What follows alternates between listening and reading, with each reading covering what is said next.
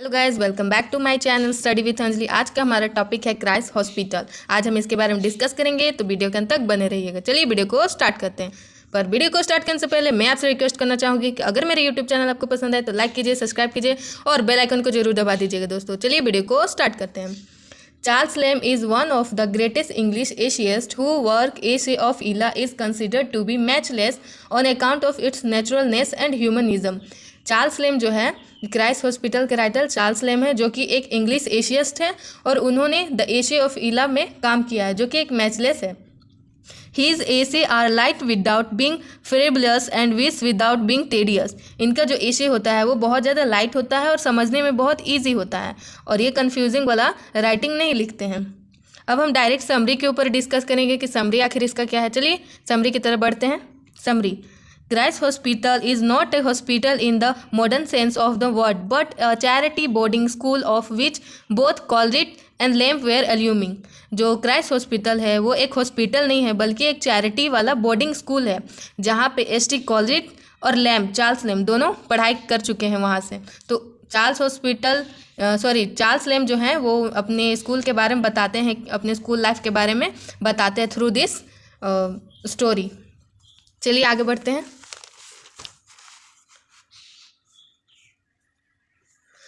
Christ Hospital 5 and 30 years ago present an account of his school life.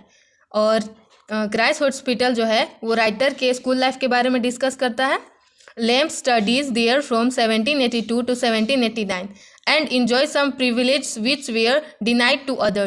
इनका जो study था 1782 से 1789 के बीच हुआ है, और इनको कुछ प्लस पॉइंट होते थे अदर से, इनको कुछ फ़ायदा मिलता था, प्रिविलेज मिलता था। His friends and relatives lived in town and he could go to see them as often as wished. और क्योंकि इनको प्लस पॉइंट इसलिए मिलता था क्योंकि इनके रिलेटिव रहते थे हॉस्टल में, तो इनको फ़ायदा होता था। इनको जैसे बोर्डिंग स्कूल का खाना नहीं खाना पड़ता था, इनको जो मन चाहे वो खा लेते थे। तो जैसे आंट वगैरह रहती थी राइटर के। The food that was given to the boy was not only of bad quality but also small in quantity. और जो अदर बच्चे को जो खाना मिलता था वो बैड क्वालिटी का तो होता ही था, साथ में उसकी क्वांटिटी भी बहुत लेस होती थी, बहुत कम होती थी। The boiled beef and soups were tasteless and they had only to swallow it. और उनको बॉइल्ड बीफ मिलता था, सूप मिलता था जो कि टेस्टलेस होता था, और उन सभी बच्चों को ज़बरदस्ती इसको निगलना पड़ता था, उनको खाना पड़ता था क्योंकि उनकी मजबूरी बन चुकी थी। The essay narrates the greed and indifference of nurses in the school. और इस एसे में नर्सेस के बारे में भी बताए हैं चार्ल्स लेम, जो कि नर्स के लालच के बारे में बताए हैं। The nurse use to eat the आगे देखते हैं। Eat the boy share food openly on the tables.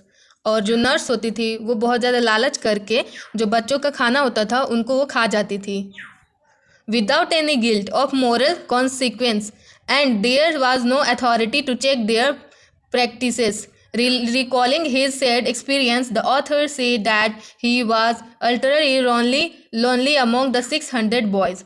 जो चार्ल्स लेम थे वहाँ पे उनके साथ 600 बॉयज़ पढ़ते थे, लेकिन फिर भी उनको बहुत ज़्यादा अकेला महसूस होता था, उनको हमेशा अपनी फैमिली का याद आता था।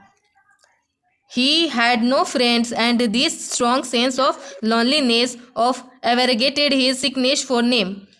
This homesick lad was a witness to the mistreatment of junior students who were beaten by the seniors for no reason. जो चार्ल्स लेम थे वो उनको बहुत ज़्यादा अपना होम सिक होता था, उनको बहुत ज़्यादा अपना घर परिवार का याद आता था, लेकिन इन सब के बावजूद भी वो वहाँ पे रहे, अपना पढ़ाई किया। और जो जूनियर्स होते थे, जैसे चार्ल्स लेम जूनियर है, तो उनके जो सीनियर्स होते थे उनको आ करके बहुत ज़्यादा पीटते थे, मार पीट करते थे। Thus their life was miserable and pathetic. उनका लाइफ बहुत ज़्यादा दुखनीय भरे हो गया था। The school authority too was actual harsh in punishing the boys even for the slightest appreciation. For the first offense, the boys was put in filters. For the second, he was locked up in a dungeon where he had to stay for the whole day and night. और जो teachers होते थे वो भी इनको बहुत ज़्यादा सताते थे, नो रीज़न उनको बहुत ज़्यादा बीट करते थे, बहुत ज़्यादा मारते थे बच्चों को। अगर वो पहली गलती करते थे तो उनको बेड़िया में बांध दिया जाता था और दूसरी गलती करने पर उनको लॉकअप में डाल दिया जाता था, जहाँ पे उनको पूरी रात और पूरा दिन गुजारना पड़ता था। After the third offense, the boys was not only expelled from the school but also unkindly forgotten. और जो थर्ड गलती करने पर बच्चों को स्कूल से ही निकाल दिया जाता था। The boys were let out of school for the whole day, different times, और and they spent their day swimming in the new river in what was then rural idyllic setting. और जो बच्चे होते थे उनको अलग अलग टाइम पे स्कूल से निकाल दिया जाता था, तो वो अपना समय न्यू रिवर में स्विमिंग करके बिताते थे। But the only thing they got to eat for the whole day was a loaf of bread which was gone by noon, and they returned the evening fed with hunger. और उनके पूरे दिन में उनको एक ब्रेड का लूफ मिलता था और दोपहर के टाइम पे वो खा जाते थे और शाम के वक्त वो बहुत ज़्यादा हंग्री फील करते थे।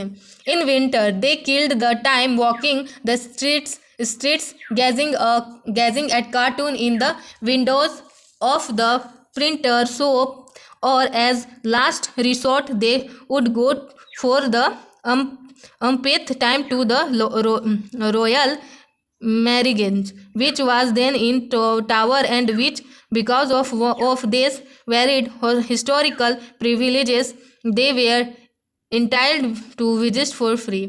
और जो विंटर के टाइम पे जो बच्चे होते थे वो अपना टाइम बिताते थे कार्टून देखकर, स्ट्रीट यानी सड़क पर बाहर ऐसे घूमकर, या फिर जो पेंटिंग प्रिंटर का दुकान होता था वहाँ से वो उनकी खिड़कियों से झाँक कर देखते थे कि अंदर क्या चल रहा है।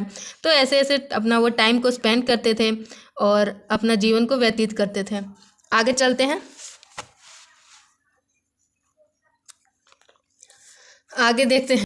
The school had the division into 2 section, lower and upper section, and both were taught in a very big room with an imaginary partition.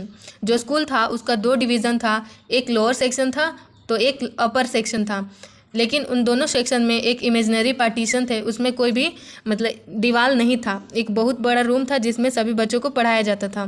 The Rev Matthew Field was a charge of the lower section, और lower section के charge कौन थे? Rev Matthew field.